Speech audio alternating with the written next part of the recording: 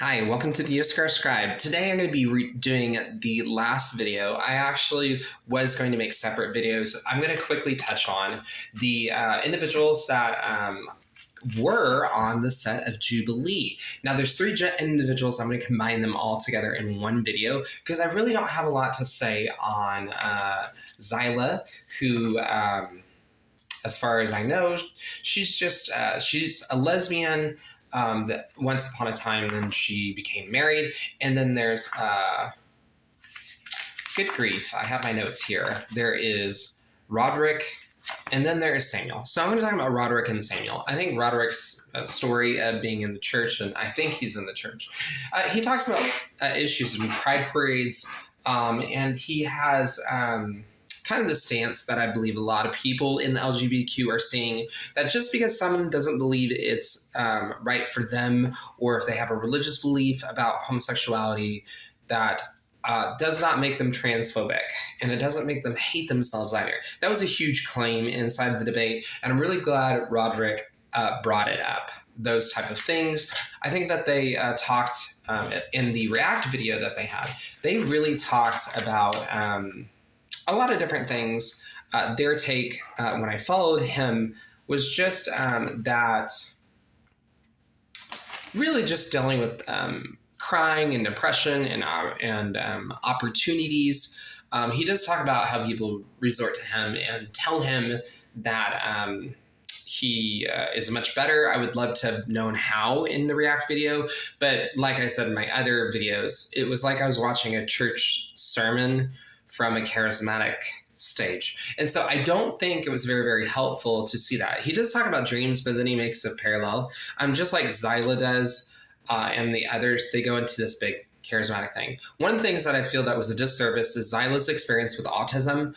I have autism, and for her to not talk about that in depth, and maybe if she had seen autistic children have questions or comments about her marriage and just overly focus on this conversation point, I think it wasn't kind. I don't think it was kind to several people that are leaving lesbian relationships to hear nothing about how she left lesbianism and her story in depth. And I feel like the React video expected people to know these people's journeys from the way that it was. It was like a collective brewing board. And I felt that that was true on both of the sides, but it's kind of hard when you're like talking about a lot of topic, you're having content creators coming together that may not share the same platforms. And so I do want to talk about that. They did talk about convictions, but they didn't really like talk about working out convictions or anything.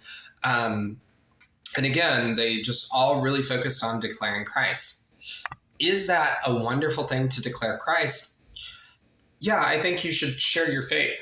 But like, I think that they kind of went a little overboard when they're not able to really dive into things. And Rodrick and Xiala, in comparison to Rashad, kind of brought some more level balancedness to it. But I think that honestly, for them as a whole, for the three of them not to actually disagree with like a lot of that. I do think Xiala, or I was talking about Abigail. So when Abigail was treated a certain way, I think that they should have said something as a group, the three of them watching Rashad's actions. And they vastly didn't. They just didn't say anything about his actions and didn't disagree.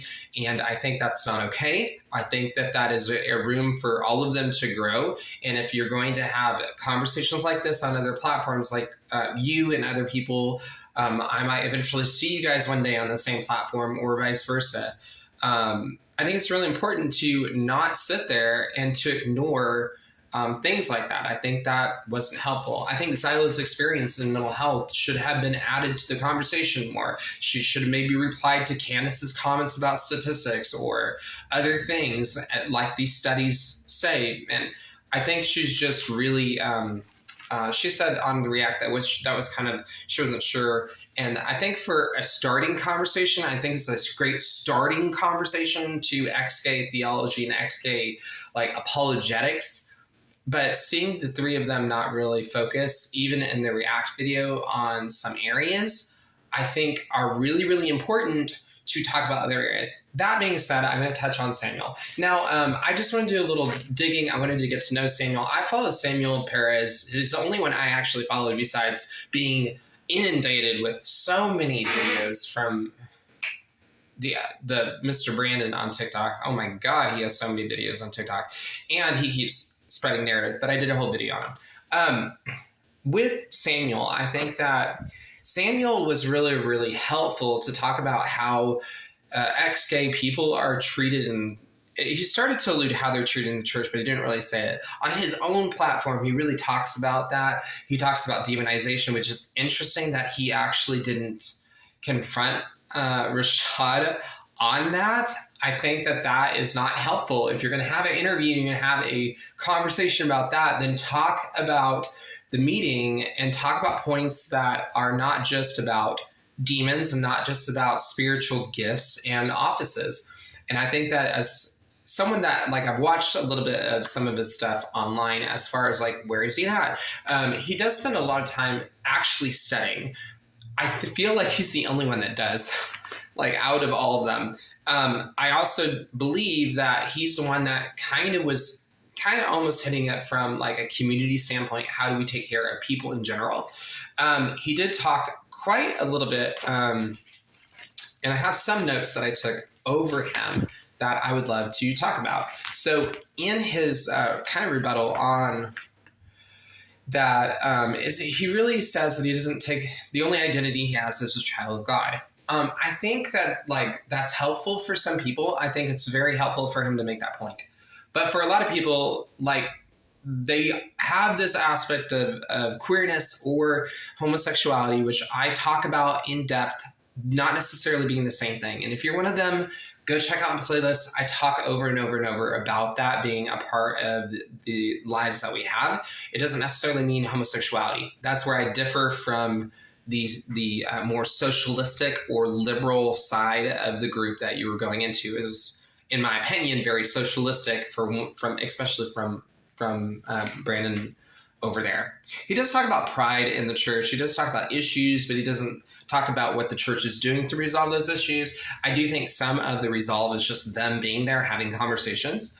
I remember him talking about conversion therapy. Everybody didn't step up for that. I do think that there is research that is proponing that people can change and that a lot of their trauma can be healed with therapy, and that there are studies that prove that ex-gay stories are real and verifiable, and that therapy can actually resolve some or diminish some. And that's a conversation that didn't happen because I just don't think that this is their strong suit. He did talk about It Gets Better. I feel like that was really, really critical and helpful. And then he talks about the holiness movement. He says that I think it's okay to recognize the emotions and feelings you have to make room for that at the table for that. The last thing that I want is for someone to not be able to talk about that in the church. Now, he goes on to say they should have the ability to be to feel they oftentimes feel judged, condemned, or hated, or be killed just for speaking up. That still happens today. That still makes me sad. But what the group didn't resolve is the things that the church have done to actually address an issue. It was, oh yeah, you're right, a sympathy plea. So overall, there are huge strides, major amounts of ministries that are taking people to court, removing leaders that are doing sexual abuse. Like a current thing that I've been covering briefly, and I'll go back into what I'm saying, is the Mike Bickle scandal. It could be that he did some spiritual abuse and sexual nonsense going on, but I digress as a point of interest. I think that they need to be more informed, and they need to talk to people who are more informed on these subjects, who are ex-gay. And I think that they are all young in the faith. A lot of them are, actually all of them from my understanding, unless maybe Rodrick isn't. They're all charismatic.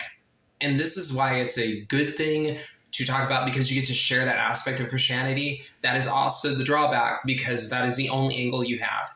And I do like the fact that they come from different backgrounds. You do kind of have diversity, but it wasn't very diverse. They all went into this area. So those are a few thoughts. That's kind of all I have. I hope you like me. Follow for more. Check out the playlist on YouTube at the YissakarScribe, and I'll catch you on the flip side.